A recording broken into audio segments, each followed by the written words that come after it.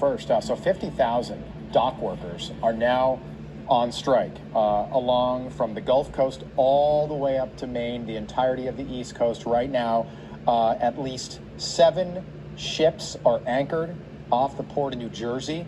The ramifications here are huge. The ripple effects could be huge, especially if this strike stretches beyond 1 week. You know, the holidays are approaching. What if this is still happening on Election Day? We all remember the early 1980s, the way that Ronald Reagan handled the striking air traffic controllers. Look, this could cost the economy. The estimate right now from economists is $5 billion per day. That's the hit our economy takes. We're talking about 50,000 union workers. And right now, the number of ports is up to just over 3 dozen ports that are completely shut down. So think about it. You order baby formula, okay? It comes into Port of Miami, and you live in Georgia. You know, a week from now, that's not on store shelves, you know, wherever you get your formula. Right. I mean, that's how serious this is. The ripple effects are going to be huge. Worst time of year, 35 days from an election. You know, you got the holiday season. Christmas is what? A few months away. Yeah, and we're hearing that a week-long strike, so if this goes just 8 days, that would backlog everything at the ports right now up until at least November 1st. So again, if this goes 2 weeks, again, you're looking at maybe Thanksgiving, and as you mentioned, then it's the holidays, and right now things are just sitting there at those ports. Yeah, Gina Raimondo, who's the Commerce Secretary, didn't seem to care. Listen. Where have you been kind of focused and hearing on what would happen if the strike goes, let's say, longer than a week? Again, I have not been very focused on that. Oh, righty. Wrong answer right there.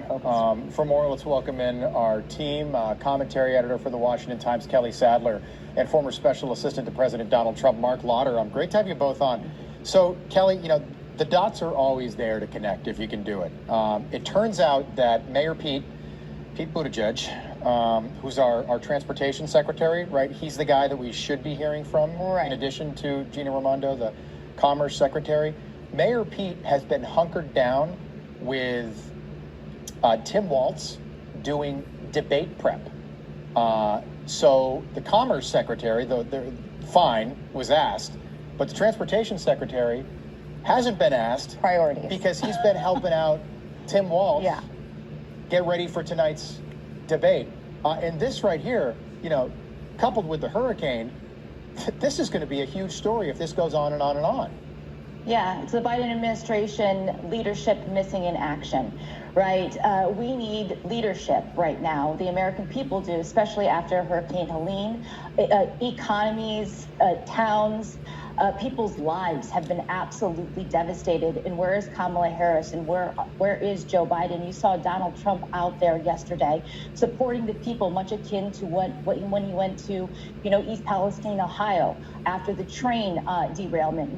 Did you see Pete Buttigieg there then? No, you didn't. Not until after Donald Trump showed the leadership that's needed for the American people who are in need. And yes, these appearances don't do much, but, you know, Donald Trump did call Elon Musk yesterday to get some internet connectivity to these towns that are lacking in electricity.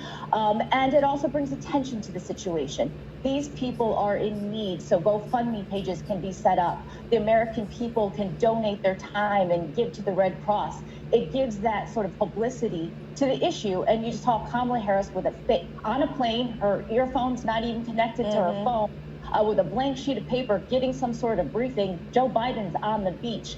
This is not the leadership we need in this situation. And the Commerce Secretary saying that she's not that concerned, $5 billion a day. And these ships might have the medical supplies and the things that these people in North Carolina, Tennessee, Georgia need to rebuild their lives.